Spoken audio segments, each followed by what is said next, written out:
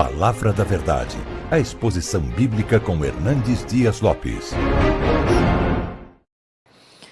Eu quero partilhar com vocês a palavra de Deus no texto que está em Lucas, capítulo 5. Lucas, capítulo 5, versos 12 a 16. Peço que você abra sua Bíblia comigo.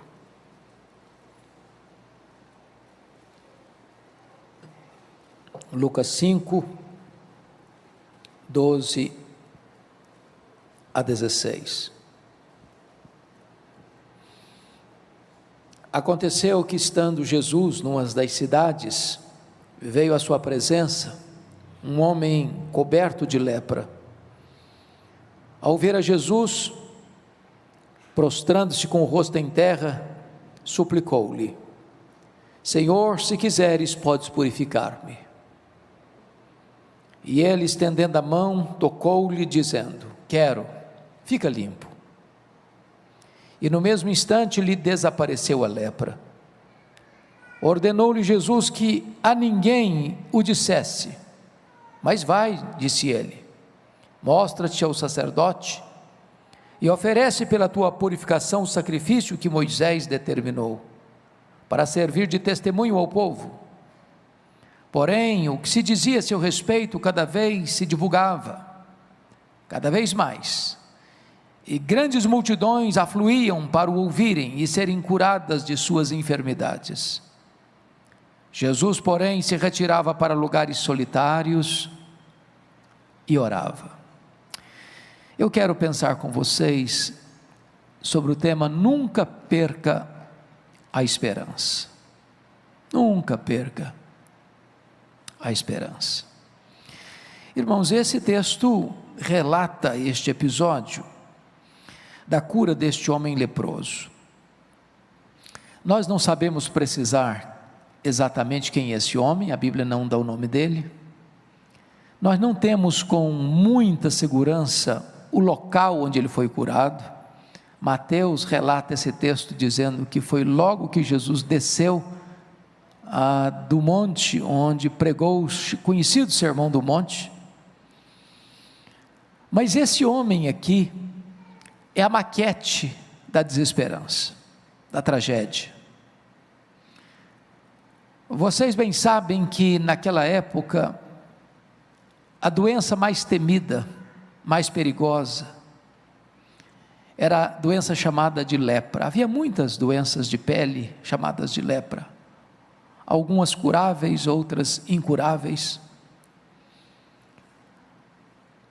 E quando alguém ficava leproso e era constatado isso através de um diagnóstico do sacerdote ou do sumo sacerdote, essa pessoa tinha que ser isolada, ficar de quarentena total, fora do acampamento, sem qualquer perspectiva, esperança. E esse texto então retrata para nós esta cena de um homem leproso, que no estágio avançado da sua doença, depois de baldados todos os esforços humanos, depois de buscar em vão todos os recursos da ciência do seu tempo, vê o seu corpo sendo devastado, transformando-se numa espécie de sucata humana, carcaça humana, da sua carne ir apodrecendo, e ele, coberto de trapos nauseabundos e mal cheirosos, rompe a quarentena, rompe o isolamento social, contrariando certamente algumas normas da sua época, e aproxima-se de Jesus. Mateus nos informa que ele adora Jesus. Marcos nos diz que ele se ajoelhou. Lucas nos informa que ele se prostrou. E ele faz um pedido a Jesus: Senhor, se tu quiseres, tu podes purificar-me. E Marcos nos informa que Jesus, profundamente compadecido dele, diz: quero, fica limpo. Imediatamente ele ficou limpo. eu quero apanhar essa narrativa, esse episódio, que está registrado nos 3 evangelhos sinóticos, Mateus, Marcos e Lucas, e tirar daqui 6 lições para o nosso ensino e consolo nesta noite. Primeiro, nós vamos tratar do doente. Segundo, nós vamos tratar do médico. Terceiro, nós vamos tratar da cura. Quarto, nós vamos tratar do testemunho. Quinto, do impacto. E sexto, do retiro. Então vamos primeiramente olhar o doente. Por que das 3 narrativas, Mateus, Marcos e Lucas, eu escolhi Lucas para ler hoje à noite com vocês? Porque Lucas era médico. E por ser médico, Lucas tinha uma análise mais precisa, mais acurada, mais detalhada do problema deste homem. Ele tinha um diagnóstico mais preciso. E dos 3 evangelistas, só Lucas nos informa que este homem estava coberto de lepra.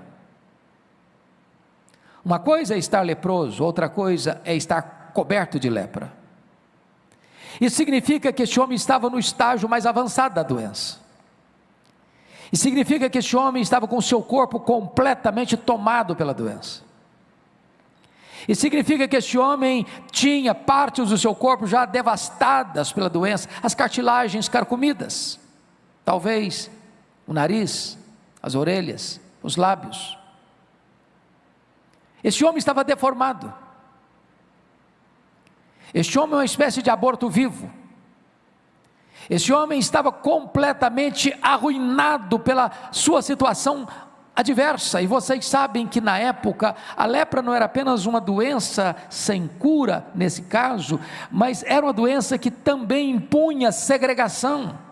Ele não podia ficar na família, ele não podia ficar junto à sociedade, ele não podia frequentar a sinagoga, ele não podia ir às festas no templo. Mas mais do que segregação, a doença era uma espécie de praga. É isso que diz lá em Levítico capítulo 13, era uma praga. Era símbolo não só do pecado, mas de uma maldição divina. É por isso que você lê, por exemplo, Uzias ficando leproso, o servo de Eliseu ficando leproso. A lepra, na época, à luz das Escrituras, era uma espécie de símbolo do pecado. Por exemplo, a lepra separava as pessoas, pois o pecado separa você de Deus, você do seu próximo, você de você mesmo. Segundo, a lepra insensibiliza. Uma das formas de se diagnosticar uma lepra na época era às vezes cair, até hoje, uma porção de água quente fervendo e a pessoa não sente dor. Vai deixando a pessoa com a carne insensível à dor. O pecado também insensibiliza. Ele vai cauterizando a consciência, ele vai calcificando o coração. Terceiro, a lepra deixa marcas, deixava deformidades no corpo, deficiências terríveis no corpo, pois o pecado também deixa marcas. Marcas no corpo, marcas nas emoções, marcas na alma. Mas mais, a lepra, ela era contagiosa. O pecado também é. O pecado alastra, o pecado contamina, o pecado fermenta. O pecado vai contaminando as pessoas e devastando pessoas como a lepra. Mas mais, a lepra era mal cheirosa, pois o pecado também o é. Mas finalmente, a lepra mata. E a Bíblia diz que o salário do pecado é a morte. Quando esse texto retrata este homem coberto de lepra, ele está nesse estágio avançado da doença, aguardando a morte, numa situação irremediável, clinicamente irreversível. Mas diante do quadro do desespero, e esse homem era uma espécie de maquete do desespero, numa moldura sombria, esse homem se recusa a se render. Ele ainda tem esperança. Ele ainda tem esperança. Eu não sei exatamente a situação que você vive hoje, talvez alguns dramas pessoais, talvez uma enfermidade física, talvez um problema conjugal, talvez um problema na sua família, talvez um relacionamento quebrado com seus filhos, talvez um hábito, um vício, uma mania, alguma coisa que prende você, amarra você, tortura você, tira sua alegria, sua paz. Eu não sei quão desesperado você está, quão longe você foi, quão profundamente você desceu. Eu quero dizer para você que mesmo que o quadro seja sombrio, nunca perca a esperança. E esse homem vai a Jesus. De que maneira? Primeiro, ele se ajoelha. Segundo, ele se prostra. Terceiro, ele adora. Quarto, ele declara a sua confiança que em Jesus há a solução para a sua vida. Senhor, se tu quiseres, tu podes purificar-me. Aproxime-se de Jesus com essa confiança, porque Ele pode tudo quanto Ele quer. Para Ele não tem causa perdida, para Ele não tem problema insolúvel, para Ele não tem vida irrecuperável, para Ele não tem família sem solução. E eu acho magnífico que este homem, ao mesmo tempo que afirma a soberania de Jesus, Senhor, se tu quiseres, tu podes, também ele se submete à soberania de Jesus. Ele não chega fazendo exigências, ele chega fazendo um pedido. Ele não estadeia direitos, ele clama por misericórdia. Ele não impõe a sua vontade, ele se submete à vontade soberana de Jesus. Senhor, se tu quiseres, tu podes. Esta é a maneira como cada um de nós deva se aproximar de Jesus nesta noite. Mas em segundo lugar, eu gostaria de pensar com você agora sobre o médico. É Marcos que nos ensina algo magnífico, que só é relatado lá e não nos outros evangelhos. Diz o texto que diante deste pedido deste homem, Jesus profundamente compadecido dele. Oh, irmãos amados, quão precioso é entender que diante dos dramas da nossa vida, dos maiores dramas da nossa vida, daqueles dramas tão grandes que não há mais nenhuma perspectiva de saída e de solução na resposta humana, na solução humana, e quando você recorre a Jesus, Jesus profundamente se compadece de você. Ele sabe quem é você, Ele conhece você, Ele sabe as suas dores, Ele conhece os seus dramas, Ele conhece as suas noites e madrugadas insones e sem dormir, Ele sabe os seus gemidos, Ele conhece as suas lágrimas, Ele conhece a sua dor, Ele sabe a sua necessidade, e Ele se importa com você, se importa com você. Mas outra coisa que me chama a atenção no médico, é que ele não apenas tem compaixão, mas diz Jesus profundamente compadecido dele, tocou-o e disse: quero, fica limpo. Bom, Jesus não tem apenas compaixão, Jesus tem também poder, porque poder sem compaixão é tirania, compaixão sem poder é fraqueza, pois Jesus tem poder e tem compaixão. Mas curiosamente, Marcos e os outros evangelistas nos informam, inclusive aqui em Lucas, no verso 13, e ele estendendo a mão, tocou-lhe. Ora, Jesus quebra um protocolo da saúde pública aqui, porque um leproso não podia ser tocado. Tocar num leproso era contrariar as normas. Ninguém podia tocar num leproso sem ficar impuro. Mas é curioso que quando o puro toca o impuro não deixa o puro impuro, mas o puro toca o impuro e torna o impuro puro. Jesus não fica impuro por tocar o impuro, mas ao tocar o impuro torna-se puro. A pergunta é: por que Jesus tocou este homem? Por que Jesus não curou esse homem como curou os 10 leprosos à distância? apenas com a palavra? Ô irmãos, aqui para nos ensinar uma tão grande lição. Jesus detecta, diagnostica naquele homem uma doença muito mais grave, muito mais perigosa, muito mais devastadora do que a lepra que apodrecia sua carne. Jesus detecta uma autoestima achatada, um senso de desvalor, alguém que talvez tinha meses, anos que não sabia o que era um toque humano. Quando aquele homem, porventura, quisesse se aproximar de alguém, essas pessoas corriam dele, tomavam pedras e jogavam nele. Se alguém tentasse se aproximar dele, ele tinha que se afastar e gritar: maldito, maldito, leproso, leproso. Ninguém podia chegar. Mas quando aquele homem, devastado pela lepra, chega, maltrapilho, mal cheiroso, deformado, arruinado, sucateado pela doença, diz a Bíblia que Jesus se compadece dele e toca-o.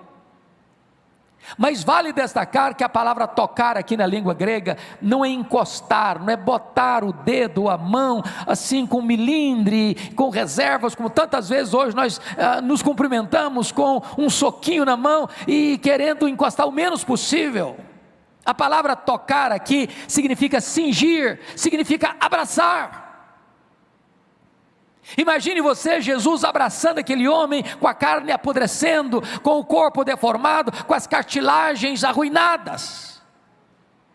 O que Jesus está dizendo para esse homem é o seguinte: não importa quão difícil seja o seu drama, quão dramático seja a sua doença, eu me importo com você, eu amo você, você tem valor para mim, eu me compadeço de você e não me afasto de você.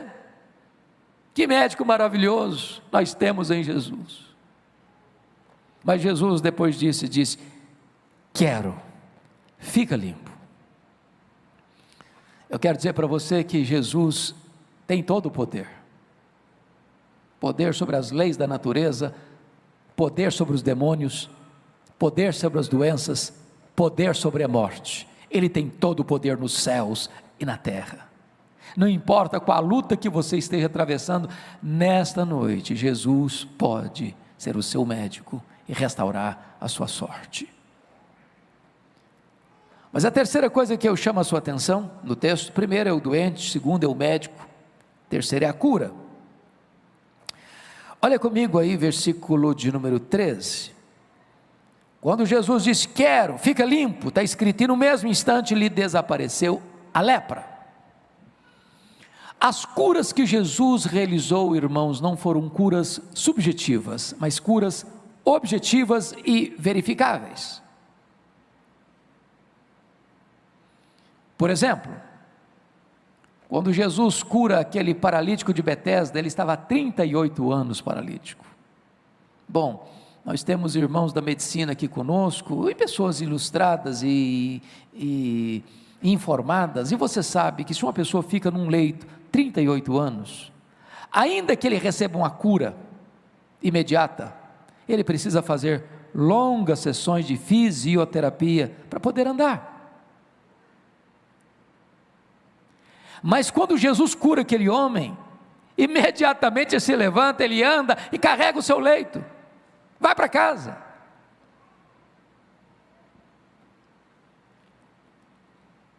Jesus cura um homem paralítico que é levado pelos amigos e sobe para o telhado da casa e desce numa cama onde Jesus estava, e Jesus, ao olhar, diz: filho, perdoados estão os teus pecados, então agora toma o teu leito e anda. E o homem que foi carregado volta carregando, e o homem que foi buscar uma bênção retorna com 2 bênçãos. Jesus cura um homem com a mão direita ressequida, mirrada, e quando ele estende a mão, se esticam os ossos, se reformam os músculos, se põe no lugar a carne, e aquela mão é refeita imediatamente. A cura de Jesus não é a prestação, não é a crediário, nem em doses homeopáticas. Quando Ele faz completo. Quando Ele faz imediatamente. Quando Ele faz, ninguém pode colocar em xeque, em dúvida, a ação eficaz do seu poder. Pois bem, amados, Jesus não mudou. Ele é o mesmo ontem, Ele é o mesmo hoje, Ele é o mesmo para sempre. Põe o seu problema nas mãos dEle, e Ele é poderoso para hoje mesmo, agora mesmo, trazer cura para a sua mente, para a sua alma, para as suas emoções, para o seu coração, para o seu corpo. Mas há uma quarta verdade que eu quero destacar aqui, irmãos. Primeiro, o doente. Segundo, o médico. Terceiro, a cura. Quarto, o testemunho. Veja comigo o versículo 14. Ordenou-lhe Jesus que a ninguém o dissesse, mas vai, disse, mostra-te ao sacerdote, e oferece pela tua purificação o sacrifício que Moisés determinou para servir de testemunho ao povo. O que Jesus está fazendo aqui? Preste bem atenção. Era o sacerdote que diagnosticava a doença, eram vários tipos de lepra na época, e é só você dar uma lida, por favor, em Levítico capítulo 13, para você entender os vários tipos de lepra.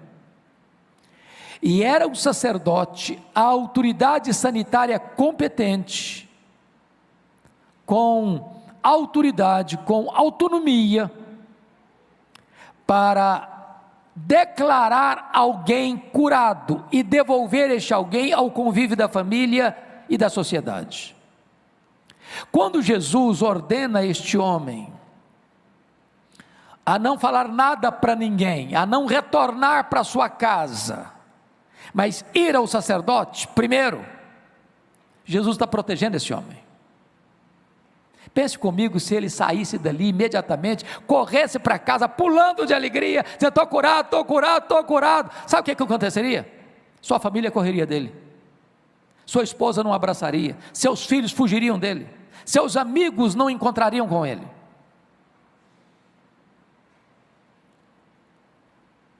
Jesus está legitimando publicamente a cura, dizendo, vá a quem tem competência, lhe dá um certificado, um alvará, dando a você o pleno direito, público direito de ser reinserido à sociedade. E agora, com a confirmação do sacerdote, sim, ele tem condições de chegar e dizer, de fato você está curado, de fato a sua cura foi verificável. Eu acho isso tão bonito, sabe, irmãos, porque tem muita gente hoje que está declarando as pessoas curadas e elas não estão curadas. Tem muita gente hoje dizendo que está curado e é apenas uma espécie de cura subjetiva, mas não é verificável. Se for ao médico fazer o exame e constatar, não tem cura aqui, é uma cura aparente, é uma coisa subjetiva e as coisas de fato não aconteceram. Isso acontece com Jesus. Jesus não engana as pessoas. Jesus não ludibria ninguém. E eu quero dizer para você que Jesus está aqui hoje, e Ele pode fazer algo tão extraordinário na sua vida nesta noite, que a sua família vai perceber, que os seus amigos vão perceber, que lá no seu trabalho as pessoas vão perceber, que lá na sua escola as pessoas vão perceber, que lá na sua vizinhança as pessoas vão perceber. É coisa que pode ser notada, verificada e atestada publicamente. Mas uma quinta verdade nesse texto. Primeiro, o doente. Segundo, o médico. Terceiro, a cura. Quarto, o testemunho. Quinto, o impacto. Olha comigo o versículo de número 15. Porém, o que se dizia a seu respeito, cada vez mais se divulgava. E grandes multidões afluíam para o ouvirem e serem curadas de suas enfermidades. É curioso que Marcos nos informa que Jesus expressamente proibiu esse moço curado de falar da sua cura para outras pessoas. Mas imagine você alguém que era um aborto vivo, era uma carcaça humana, estava morrendo, pouco a pouco, aguardando o final. Agora, de repente, é curado. Eu não podia manter aquilo só para si. E ele sai contando, e ele sai pregando, e ele sai falando, e ele sai anunciando. E de repente este homem é para nós uma exortação solene, porque Jesus manda este homem ficar calado, e ele fala. E Jesus nos manda falar, e às vezes ficamos calados. E o resultado, diz Marcos, é que diante do testemunho dele, do impacto que produziu a fala dele, Jesus não podia entrar mais publicamente nas cidades. Tamanha quantidade de gente que afluía para ouvi-lo e para ser curada por ele. O que me impressiona no impacto aqui, meus irmãos, é que o verso 15 diz que grandes multidões, e Lucas tem o cuidado de não falar de uma grande multidão, mas de grandes multidões, afluíam para ouvirem Jesus, para serem curadas por Jesus. A grande pergunta que eu faço a você nesta noite é a seguinte: até que ponto o impacto da sua vida, da minha vida, da nossa vida, desperta multidões para virem a Jesus? Eu quero saber o que é isso. Eu vi na sua vida, eu notei na sua vida uma mudança tão grande, tão radical, tão profunda, tão extraordinária, tão notória, que eu não posso ficar parado, eu tenho que ir lá, eu preciso ouvi-lo também, eu posso também receber um milagre dele, da mesma maneira, e essas multidões fluem. Que testemunho, que impacto, que notoriedade. Eu pergunto a você, amado, o que é que você tem para contar para as pessoas do que Jesus fez na sua vida? Quão profundo é isso? Quão real é isso? Quão notório é isso? Eu pergunto a você, até que ponto as pessoas de fato viram uma mudança radical na sua vida, a ponto de quererem também conhecer a Jesus, e ouvirem a Jesus, e serem curadas pelo poder de Jesus? Mas eu quero concluir com a sexta verdade. Então vamos recordar as 5 primeiras? Primeiro, o doente. Segundo, o médico. Terceiro, a cura. Quarto, o testemunho.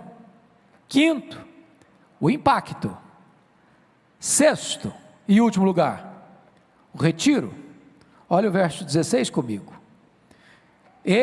Jesus, porém, se retirava para lugares solitários e orava. Isso é impressionante, porque os evangelhos chamam Jesus de pregador. Jesus era um pregador, e por ser um pregador, imagine você que nada trazia mais alegria, ou deveria trazer mais alegria para Jesus, do que ver grandes multidões afluindo para ouvi-lo. É o que está escrito aqui no verso 15. Mas curiosamente, quando Jesus vê essas multidões afluindo para ouvi-lo, ele se retira, ele se afasta, ele se esconde em lugares solitários, só ele, mais ninguém, sem nenhuma companhia, nem mesmo seus discípulos, as multidões distantes dele, e ele fazia o quê? Ele orava. E Jesus está mostrando para nós aqui, que comunhão com o Pai era mais importante do que sucesso no ministério. Ele está mostrando para nós que Deus vem em primeiro lugar, e então as pessoas. Ele está mostrando para nós que sem a intimidade com o Pai, por meio da oração, não há poder para fazer a obra de Deus. É curioso, irmãos, que é Lucas quem nos informa a ênfase de que Jesus é verdadeiramente homem. Esta é a ênfase de Lucas, é provar que Jesus é verdadeiramente homem, e é por isso que é Lucas quem enfatiza o ministério de oração de Jesus. E eu chamo a sua atenção para o fato de que Jesus retirando-se para lugares solitários para a oração, o resultado está logo em seguida no verso 17. Olha aí comigo, na parte final do verso 17. E o poder do Senhor estava com ele para curar. Oh, amados, não há poder sem oração. O próprio Jesus, o Filho de Deus, não abriu mão do poder. E ele, sendo o homem perfeito, nos ensina que não há poder sem oração. Jesus não ficava fascinado com os holofotes, Jesus não ficava fascinado com multidões afluindo para ouvi-lo. Jesus precisava da comunhão com o Pai, da intimidade com o Pai, numa vida plena de oração com o Pai, porque era dessa intimidade com o Pai, e como resultado da oração, é que ele recebia poder para curar. Oh, que Deus nos ajude a termos mais fome de Deus do que sucesso no nosso ministério. Que Deus nos leve à presença do Pai, para nos deleitarmos no Pai, pois só quando nós nos deleitamos ou nos deleitarmos no Pai, é que nós teremos poder para realizar com eficácia o nosso ministério.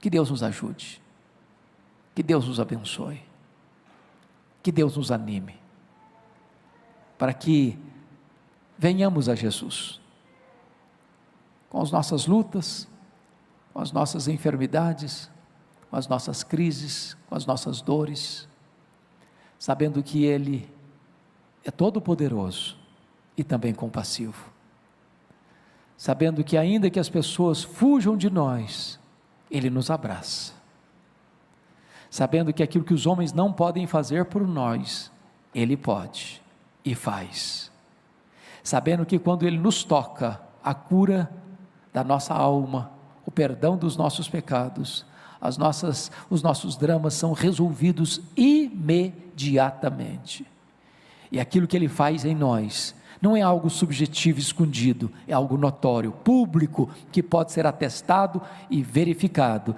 e a nossa expectativa é que o milagre que Jesus vai operar em nós, impacte de tal maneira as outras pessoas, que elas queiram também ouvir Jesus, e receberem de Jesus o mesmo milagre, e isso vai nos levar ainda mais aos pés do Senhor, para que o poder de Deus esteja sobre nós, para continuarmos abençoando outras e outras e outras e outras pessoas. Que o Senhor nos ajude. Amém. Palavra da Verdade, a exposição bíblica com Hernandes Dias Lopes.